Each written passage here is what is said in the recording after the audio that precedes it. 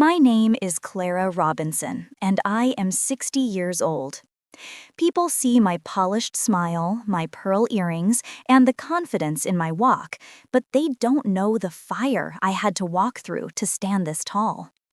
The story begins the day I handed my daughter-in-law my ring, a diamond ring that had traveled through 4 generations of women in my family. My mother wore it on her wedding day, her mother before her, and I wore it on mine, the day I swore I'd never let love turn me into someone small. When I gave that ring to Vanessa, my son Marcus's wife, I thought I was passing down more than jewelry. I thought I was giving her a piece of trust, a symbol of family, of legacy, of love that survives everything. But love, I've learned, can be pawned too. It was a rainy Thursday morning when I found out. I was on my way to the bakery I visit every week, the kind of small shop where the owner still knows your name. I stopped by the pawn shop across the street, not for any reason, just a strange pull in my gut. Something inside me whispered, "Go inside." The man behind the counter looked up. "Morning, Miss Robinson," he said, polishing his glasses. And that's when I saw it. Behind the glass, under the dull yellow light, my ring, my mother's ring. The little tag beneath it read, #2147, pawned 2 weeks ago. I felt my knees weaken, but I didn't cry. 60 years teach you how to cry inside, quietly, where no one can see. I took a deep breath and smiled at the man, like it was just another ordinary day. "That ring," I said, pointing to it, "it looks familiar. Do you remember who brought it in?" He squinted at his logbook. Yes, ma'am. A young woman, pretty, about late 20s, said her name was Vanessa." That name hit me like thunder. I thanked him and walked out slowly, clutching my purse so tight my fingers went numb. I didn't go to the bakery. I went home, sat in my living room, and stared at my empty hand. That ring was never about money. It was about history. It was about my mother's voice telling me, "Never let anyone take your worth, Clara." But somehow my own family had pawned it, and I couldn't decide what hurt more, the betrayal or the silence that followed it. Later that evening, Marcus called. His voice was casual. "Hey, Mom, you okay? Vanessa said you seemed quiet at dinner last week." Quiet. That's what they called it. Quiet. They didn't know I was standing at the edge of losing something sacred. I wanted to scream, but I didn't. Instead, I said softly, "Marcus, tell Vanessa I hope she's taking good care of the family ring." There was a pause, too long. "Yeah, of course, Mom. She loves it." And right there, I knew he was lying. After I hung up, I went to my bedroom, opened my jewelry box, and touched the empty velvet slot where that ring had lived for decades. My reflection in the mirror didn't look like a victim. It looked like a woman planning her next move. Because you see, I wasn't raised to crumble. I was raised to collect myself and collect receipts. 2 days later, I called my lawyer, Mr. Harris. "James," I said calmly, "I need to update my will." He chuckled. "You planning to live forever, Miss Robinson?" I smiled, though he couldn't see it. "Not forever, just long enough to teach a few lessons." That's when the real story began. Not about the ring, but about everything that ring stood for. Trust, betrayal, and the price of underestimating an old woman. Before the ring ever graced my finger, I was just Clara Louise Jefferson from the south side of Atlanta, a girl with fire in her chest and dreams too big for the street she lived on. I was raised by a woman who ironed other people's clothes so I could wear clean ones to school. My mother, Evelyn Jefferson, used to say, "Clara, the world don't owe you nothing, but you owe it to yourself to stand tall." We lived in a small house with peeling paint, but it was filled with music and faith. Gospel on Sundays, jazz on Fridays, and my mother's laughter in between. She had this habit of humming while she worked, a sound I thought meant happiness. I learned later it was her way of surviving. When I was 16, I got my first job cleaning offices downtown.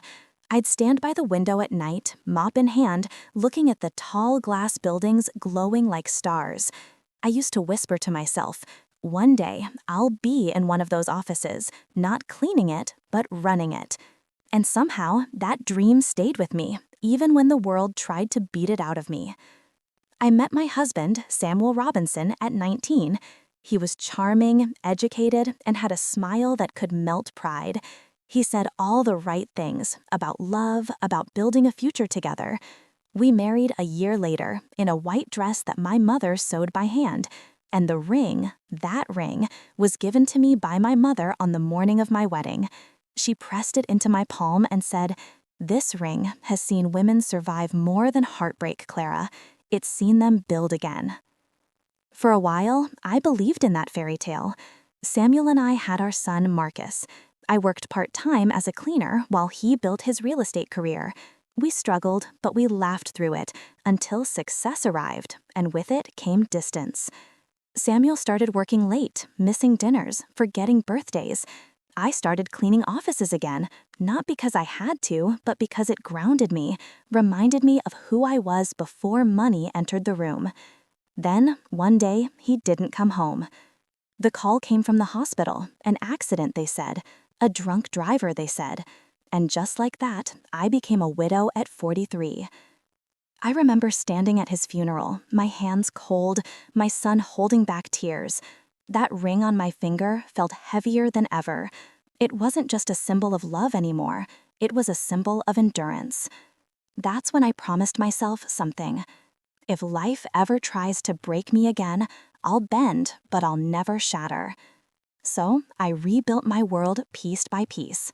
I started a small cleaning business, Clara's Care and Shine. At first, it was just me and a bucket. Then 3 women from my church joined, then 10. Within 5 years, we were servicing corporate offices across the city, the same offices I used to mop at 16. People started calling me Miss Robinson, CEO. I'd just smile and say, "No, baby, I'm the same woman. I just clean with contracts now." But success brings eyes and envy. And when my son married Vanessa, I tried to welcome her with open arms. She was young, ambitious, and polished in a way I never was. I thought maybe she'd bring new joy into our family. But there was something behind her smile, a shadow, a calculation I couldn't name. I ignored it, the way mothers often do when their hearts want peace more than truth. If only I had listened to that quiet voice inside me, the same one that told me to walk into that pawn shop years later. Because before Vanessa ever took that ring, life had already warned me. Not everyone who joins your table comes to eat with you. Some come to see what's on your plate. Success doesn't always come with applause. Sometimes it comes with whispers. And sometimes those whispers sound like laughter behind your back. When my company, Clara's Care and Shine, landed its first government contract, I remember the look on my son's face. Marcus was proud, but his wife, Vanessa, smiled in a way that didn't reach her eyes. "That's great, Mom," she said. "You're finally doing something big for your age." For my age. That word lingered like smoke. I brushed it off, poured myself a cup of tea, and told her about the expansion, how we'd soon be opening a second office downtown. She nodded politely, scrolled her phone, and asked what kind of cleaning products we used, as if I hadn't just told her I employed 40 people. I realized then she didn't see me as a woman who built something. She saw me as a woman who cleaned. And maybe that was fine, because every rag I wrung, every floor I polished, had bought me something far more valuable than status: freedom. But freedom scares people who depend on power. And soon, Vanessa began asking small questions that weren't small at all. "So, how much do you make from all this? Do you still handle the finances yourself? Marcus doesn't help you with the books?" She always smiled when she asked, sugar sweet and curious, but my gut tightened every time. I had learned to trust that feeling, the quiet unease that warns you before the storm. Meanwhile, Marcus had grown distant. My boy who once brought me flowers on Sundays now forgot to call for weeks. When he did, it was usually to tell me about Vanessa's latest plans, a new car, a spa trip, an investment opportunity. I listened, nodded, and prayed. I never told him that I saw the bills, that I knew he was spending money faster than he earned it. A mother's silence, I've learned, can be both love and regret. Then came my 61st birthday. They threw me a dinner, elegant, expensive, and strangely hollow. Vanessa wore a sparkling gold dress that probably cost more than my first car. My son looked tired but proud, standing beside her like a man trying to keep two worlds from colliding. After the dinner, Vanessa handed me a small velvet box. "This belonged to you," she said. "Your ring. I had it cleaned for you." The sight of it took my breath away. The ring my mother had given me, polished to a new shine. I hadn't worn it for years, afraid of losing it. I looked up at Vanessa, touched. "That's very thoughtful of you," I said. "How did you even find it? I thought I'd put it away." She smiled, that same sweet, distant smile. "You did. I just found it while organizing Marcus's old things. I didn't question it. Maybe I should have." A week later, I noticed the ring was missing again. I searched my drawers, my jewelry box, even the old chest in my closet. Nothing. And when I asked Vanessa casually if she'd seen it, her face didn't flicker. "Oh, maybe you misplaced it again," she said, flipping her hair. "You really should get one of those little jewelry safes." That night, I sat on my porch, holding a cup of cold tea and watching the streetlights hum. My mother's words echoed in my mind. This ring has seen women survive more than heartbreak. I realized something. The ring wasn't just gone. It was taken.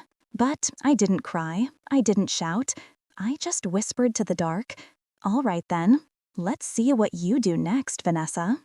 Because if life had taught me anything, it was this. Silence is power when you know what you're waiting for.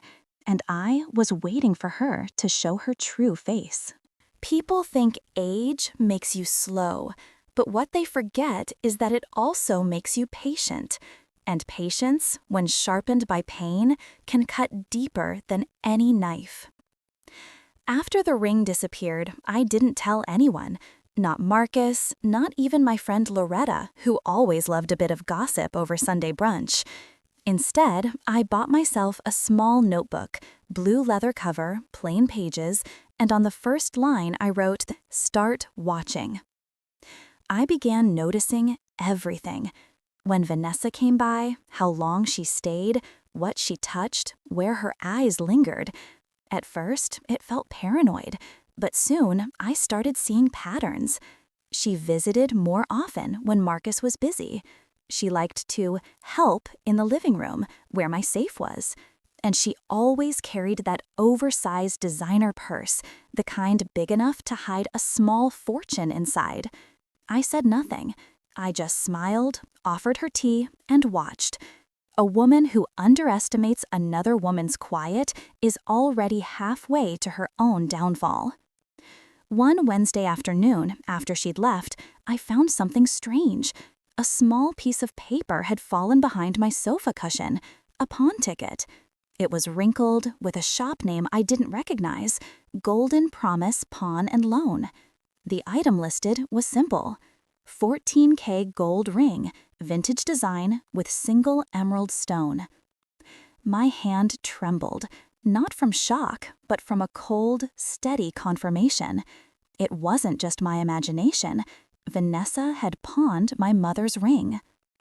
For a long time, I sat there, staring at that slip of paper. It wasn't just about the jewelry. It was about trust, about the way she'd smiled at me while lying through her perfect teeth. I didn't rush to the store that day. Instead, I called my lawyer, James Holloway.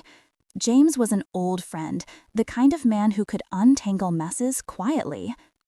"Clara," he said after hearing the story, "you want me to retrieve it or teach her a lesson?" His question made me laugh, not bitterly, but softly. "Maybe both," I said, "but let's start with getting the ring back." 2 days later, James called. Got it, he said. Same ring, same engraving. For strength, not show. You want me to hold on to it for now?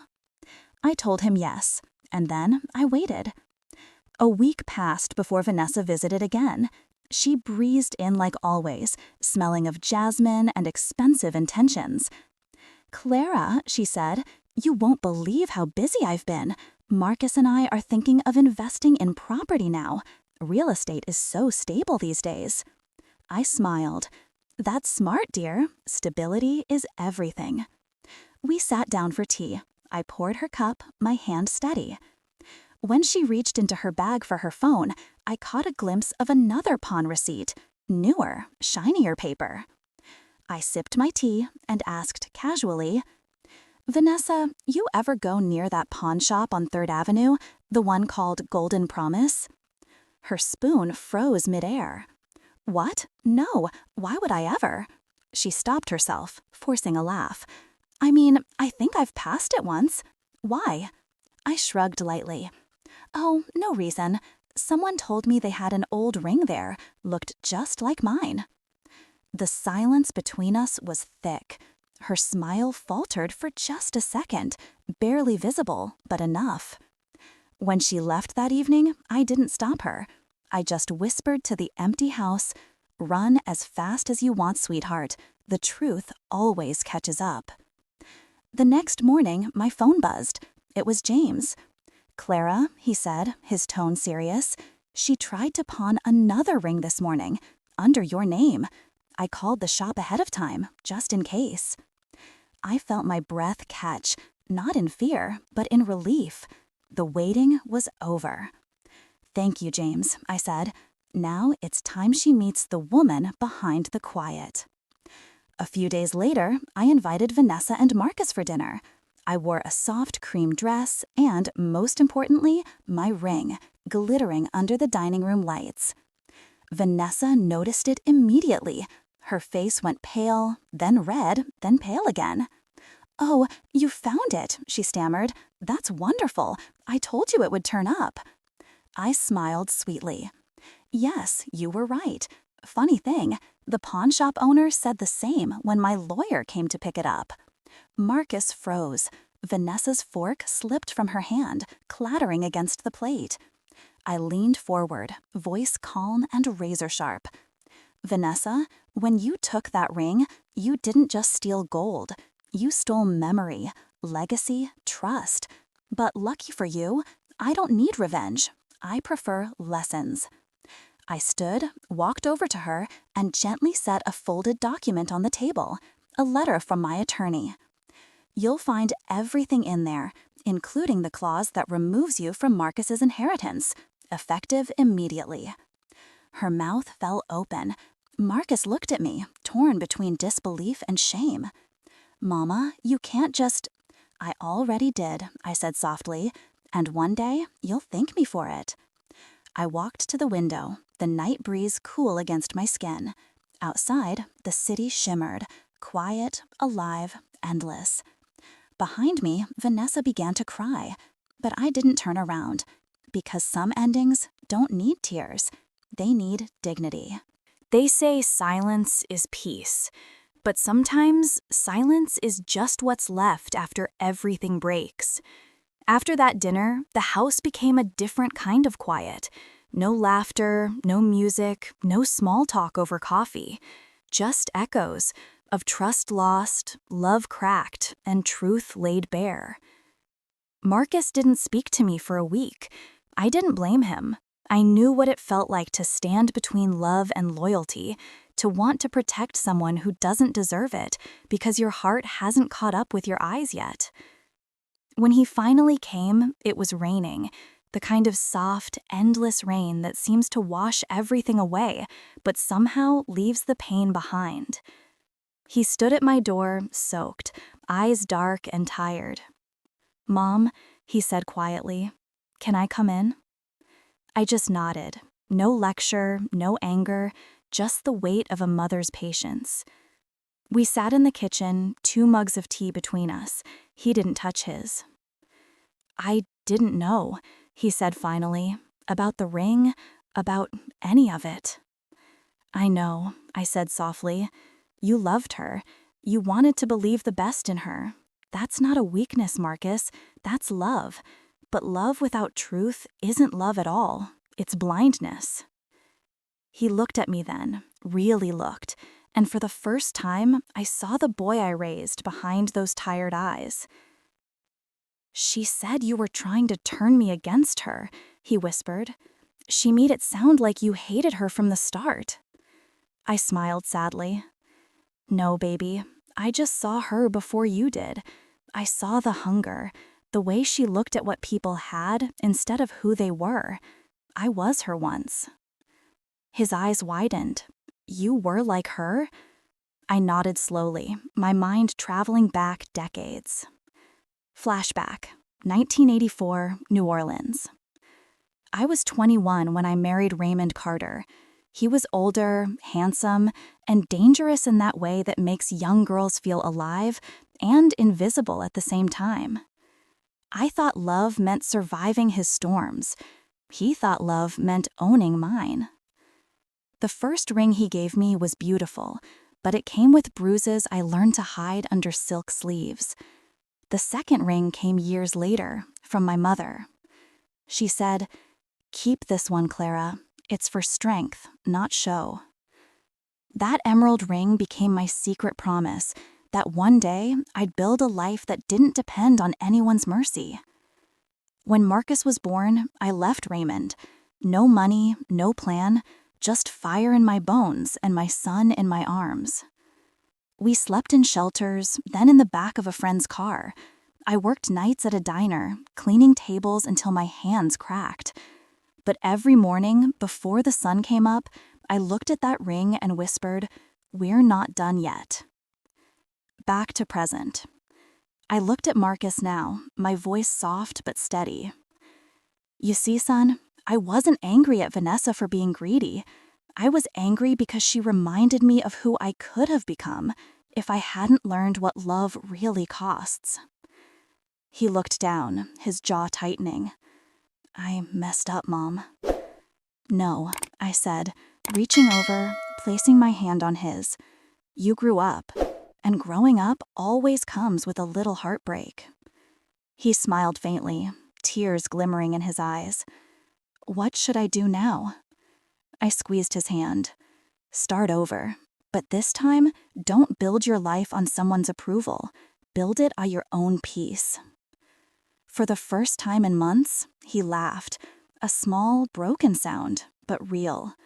And in that moment, I realized something. Forgiveness isn't about letting someone else off the hook. It's about letting yourself move forward without dragging the anchor of resentment. Later that night, I stood by the window again, the rain still falling in silver threads. I touched my ring, warm against my skin, and whispered, Mama, you were right. Strength isn't loud. It's quiet. It's patient. It's me. They say once you break, you can never go back to who you were. That's true. But sometimes you come back as someone better, someone unshakable. Weeks passed after Marcus moved out of Vanessa's shadow. He started rebuilding himself, and so did I. The house felt lighter, not because the ghosts were gone, but because I'd learned to live with them. Every morning, I made my tea, put on my lipstick, red, always red, and stood in front of the mirror. Not to check my face, but to remind myself that I was still here. One morning, I got a letter. A thick, cream-colored envelope with a golden seal. It was from the local community foundation, the same one I used to clean offices for back when I was invisible. They were inviting me to speak at their annual Women of Change event. I laughed out loud. Me? Speak? The woman who once scrubbed their floors? But as I held the letter, I remembered my mother's words. One day, Clara, your silence will become someone else's voice. That evening, I pulled out my old journal. It was full of scribbles, bits of pain, prayers, poetry I'd written on nights I couldn't sleep. I hadn't planned to read from it, but maybe that was the story that needed telling. When the night of the event came, I stood backstage in a navy blue dress, simple, elegant, powerful. My curls framed my face, and I wore Mama's ring, gleaming under the lights. I looked out at the audience, rows of women, young and old, black and white, each carrying their own kind of ache, and suddenly I wasn't nervous anymore. The host called my name. Please welcome Miss Clara Johnson, community leader, survivor, and mother. Applause, so much applause that it felt like a heartbeat. I walked to the podium and took a deep breath. No script, no plan, just truth. Good evening. I used to clean the floors of this very building. I thought that made me small. But today, I realize cleaning up after others taught me what it means to build something of your own. The room went silent. I could feel their eyes, but I wasn't afraid. I gave everything once, my love, my trust, even a ring that meant more than gold. And in return, I got betrayal. But I also got something stronger, clarity. You can lose everything, sisters, and still keep your crown, as long as you never let anyone steal your peace. I opened my journal. The page trembled in my hands. This is what I wrote the night I decided to start again, I said softly. It's called The Return. Then I read, I am not broken, only remade. I am not bitter, only wiser. I am not gone, I am becoming. When I looked up, there were tears everywhere. Quiet ones, strong ones, the kind women cry when they remember themselves. Afterward, one young woman came up to me. She was trembling. Miss Clara, she whispered, I was in a shelter last month. I thought it was over for me. But hearing you, I think maybe I still have a chance. I smiled, holding her hand. Baby, you don't just have a chance. You have a story waiting to be told. That night, I walked home under the city lights, the same streets I used to sweep. But now, every reflection in a window felt like it was bowing back to me. When I reached my house, I stood at the porch, breathing in the cool night air. And for the first time in years, I whispered not to survive, but to celebrate. Mama, I made it back. After that night, the applause didn't fade. Not in my ears, not in my heart. It followed me home, like a reminder that my story wasn't finished. It was only just beginning. I woke up the next morning with the sunlight spilling across my bed, a softness I hadn't felt in years. The old ache in my chest was still there, but this time it wasn't pain, it was purpose. I sat with my cup of tea and looked at the ring on my finger, Mama's ring, the same one I once gave away in a moment of blind trust. Now it glimmered in the morning light, like it forgave me for every mistake I had made. That's when the thought came, quiet at first, but steady. What if I could build something for women like me? A place to start again, not from pain, but from hope. I opened my old notebook, the same one where my tears had fallen years ago, and wrote 3 words at the top of a clean page. The Clara Foundation. At first, it sounded too big, too bold for a woman who once scrubbed office floors. But then I remembered, every empire starts with a broom, if the right hands are holding it. I spent weeks planning, calling, writing letters, reaching out to women who once stood where I stood. Some didn't believe me, some laughed, but others listened. And slowly, the dream took shape. By the end of that month, I had a small office, barely more than a room, really, with peeling paint and secondhand furniture. But on the wall, I hung a simple sign, written in gold letters, The Clara Foundation, Rebuilding Women, Restoring Dignity. One evening, Marcus came by. He looked around the little space, running his hand across the desk I'd polished myself. Mama, he said, shaking his head with a small smile, you really did this? I nodded. You know, baby, I used to think my biggest accomplishment was surviving, but maybe it's helping others survive too. He pulled me into a hug, and for a moment, I felt his heartbeat, strong, steady. The same boy I once feared I'd lost was standing here, proud of the woman who raised him. "I'm proud of you, Mama," he whispered. "You turned pain into power." Within a year, the foundation grew faster than I ever imagined. We started with just 4 women, scared, lost, barely holding on. We helped them learn skills, rebuild confidence, and find jobs. Soon, there were 40, then 100. One of them, a young girl named Lila, reminded me of myself at her age. She had dreams too big for her broken spirit, but I saw something fierce in her eyes. "Miss Clara," she said one day, "how do you keep going when the world keeps breaking you?" I smiled gently, resting my hand on hers. "You don't keep going because you're unbroken, sweetheart. You keep going because you know what it means to be broken, and you refuse to stay there." She started to cry, and I realized then, healing doesn't happen in silence. It happens in connection. Months later, I was invited to another event, this time as a founder.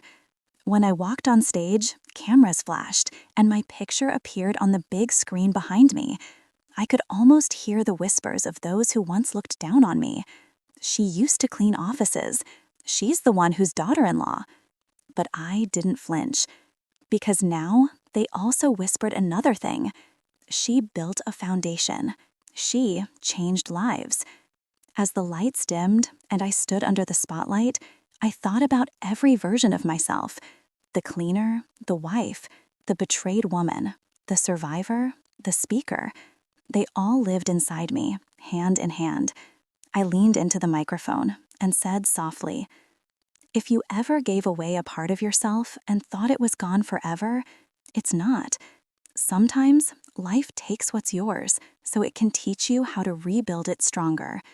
My name is Clara Johnson, and I didn't just get my life back, I built a new one." The applause that followed wasn't for success, it was for survival. And this time, it wasn't just for me. It was for every woman who ever thought her story was over. That night, as I locked the office door of the Clara Foundation, I whispered a quiet promise to the stars. As long as I breathe, no woman will ever feel as powerless as I once did. Success has a strange sound. It's quieter than I thought it would be. The laughter in the foundation's halls, the tapping of keyboards, the gentle hum of hope, it all filled the air, but deep down I could still hear something else, a whisper that never left me. "Can you forgive her now?" I hadn't heard from Denise, my daughter-in-law, since the day she left my house with the lawyer's letter in her hand. For years, I told myself I didn't care, that forgiveness was overrated, but deep down, I knew better. Some wounds don't ache because they're deep, they ache because they're still open. One rainy afternoon, Marcus walked into my office, his face serious. He had that same look he used to wear when he was a boy, when he'd broken something and didn't know how to fix it. "Mama," he said quietly, "I need to tell you something." I put down my pen and looked at him. "You found her, didn't you?" He nodded. "She's not doing well. She's been struggling for a while. She asked me if I could help her find a job." My chest tightened, not from anger, but from the weight of memory. This was the woman who once betrayed my trust, who sold the ring that carried generations of love. And yet, the mother in me saw something else, a lost soul standing in the rain, asking for shelter. That night, I couldn't sleep. I walked around my house, the same home I'd built with forgiveness in every corner, and stopped in front of my mirror. I saw the woman I'd become, strong, respected, loved. But I also saw the woman I once was, fragile, broken, desperate to be enough. And I whispered to my reflection, if I can forgive myself, maybe I can forgive her too. The next morning, I told Marcus to bring Denise to the foundation. When she walked in, time froze. Her face was thinner, her eyes dimmer, but beneath the years, I still recognized the young woman who once smiled beside my son. She looked around nervously. "Miss Clara," she said softly, I don't deserve to be here." I nodded slowly. "You're right, you don't. But neither did I once. And yet, someone gave me a chance." Her lips trembled. "I was young. I was stupid. I thought money could fix what I was afraid to face. I'm sorry." I closed my eyes for a moment, letting her words sink in. Then I smiled, not because it was easy, but because it was time. "You took something from me once, but I've learned something. Nobody can steal what God intends for you to have. So, Denise, welcome to the foundation." For weeks, she worked quietly, answering phones, cleaning, helping where she could. The other women didn't know who she was. To them, she was just another story of someone starting over. But to me, she was proof that grace isn't weakness, it's power. One day, I found her sitting alone in the garden behind the building. The same ring she'd once pawned now sat on my finger, glinting in the afternoon light. She looked at it and whispered, "That ring, it still suits you." I smiled softly. It always did. But now, it's not just a reminder of what I lost. It's a symbol of what I found: peace. Months passed. Denise began to change, her eyes brighter, her smile real. She even started mentoring new women who came to the foundation. Marcus saw it too. One day, he hugged me tightly. "Mama, you didn't just save her. You saved me. I didn't realize how much anger I was holding." I touched his cheek. "Son, forgiveness isn't about forgetting. It's about choosing peace over poison." That winter, the foundation hosted its biggest event yet, a gala for women who had rebuilt their lives. The room sparkled with light and laughter. As I looked across the tables, I saw Denise, now confident, radiant, standing beside the other women she had once only envied. And in that moment, I knew my story had come full circle. I raised my glass and said, "We are not defined by what was taken from us, but by what we choose to rebuild. Tonight, I celebrate not just survival, but grace." After the applause, Denise approached me quietly, tears in her eyes. "Miss Clara," she said, "I don't know how to thank you."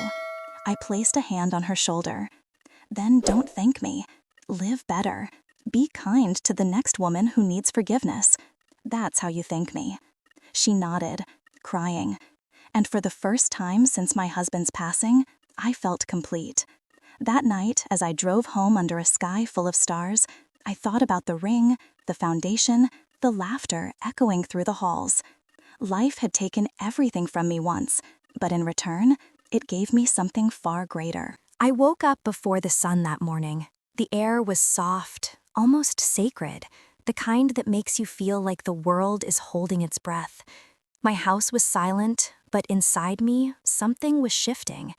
For months, maybe years, I had lived in reaction to pain, to betrayal, to loss.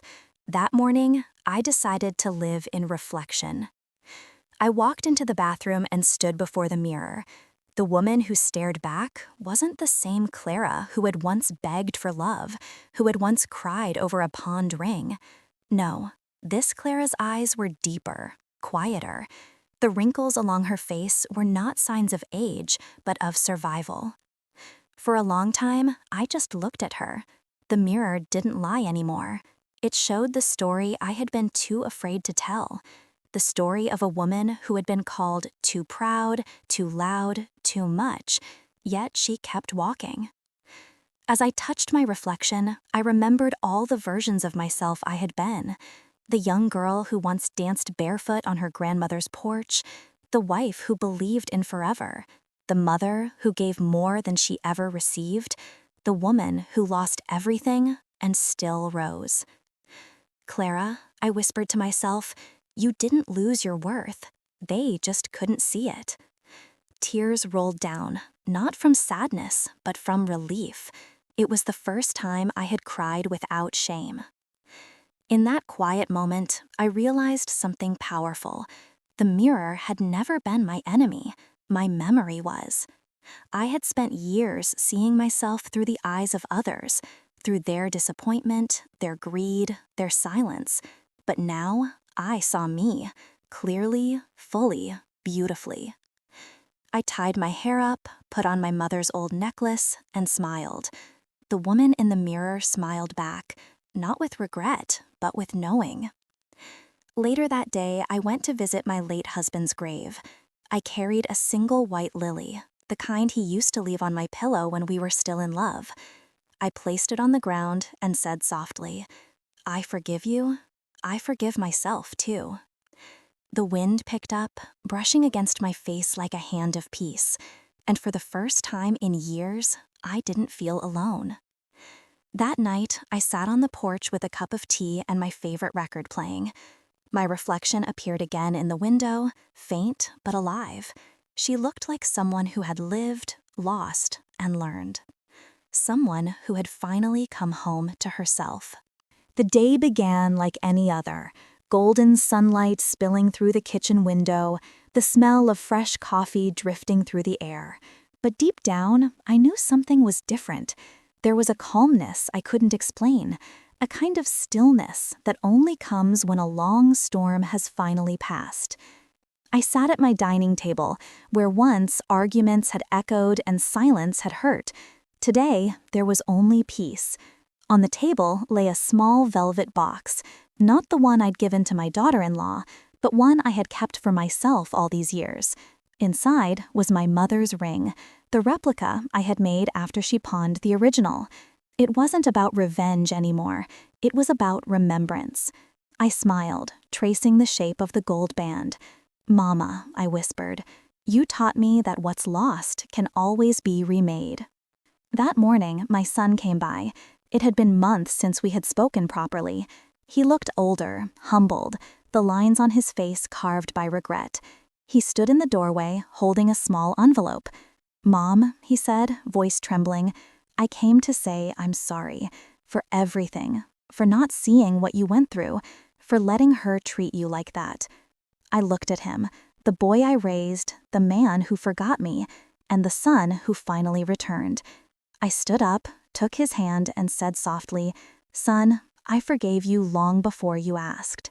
We sat together for hours, talking about the past, about love, choices, and the things we could never undo but could still learn from.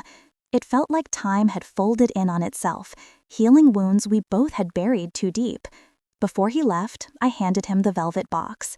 He opened it slowly, his eyes widening. "Is this Grandma's ring?" "It's a reminder," I said, "that what we give in love stays in love, even if others try to break it." He hugged me tight, whispering, "I'll keep it safe this time." When he left, I stepped out onto the porch. The evening sky burned orange and pink, and for the first time, I felt the fullness of my life. Every heartbreak, every betrayal, every tear had led me here, to this peace, this understanding. I sat in my favorite chair, listening to the wind hum through the trees. My hands rested quietly in my lap, aged but steady. Then I heard my late husband's voice in memory. "Clara, you always had more strength than any of us." I smiled. Maybe I just had more faith. As the sun dipped below the horizon, I realized the greatest gift life had given me wasn't the ring, the house, or even justice. It was clarity, the gift of knowing who I was, even when the world tried to tell me otherwise. I lifted my cup to the sky and whispered, "To new beginnings." The wind carried my words away, soft and sure, as if heaven itself had heard me. And just like that, I was free.